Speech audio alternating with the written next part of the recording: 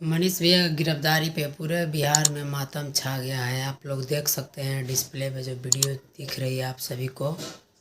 उनको Tamil Nadu police remand पर लेके जा रही है और यहाँ की रिमांड ख़त्म हो चुकी है। डिस्प्ले पे देखिए वीडियो, उनको कैसे घिसट कर ले के जाया जा रहा है।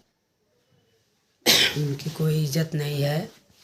सोशल मीडिया का पत्रकार है, वो बहुत बड़े पत्रकार हैं जो गरीबों के लिए आवाज़ उठाते हैं। देख सकते हैं उनको कैसे पुलिस वाले ले जा रहे हैं हथकड़ी लगाकर। डिस्प्ले पे जो वीडियो देख रहे हैं आप देख सकते हैं, उससे आप लोगों को पता चल रहा होगा कि उनके साथ कैसे दुर्व्यवहार हो रहा है। और बोल भी रहे हैं कि मैं कोई फर्जी वीडियो नहीं बनाया, मेरे चैनल पर देख सकते हैं। बट उनको नेता पॉलिटेक्निक को लेकर फंसाया जा रहा है। उनका कोई गलत सोच नहीं है, गलत वीडियो नहीं बनाया है, उनको फंसाया जा रहा है। कोई नेता फंसा रहा है, चाहे जो भी हो।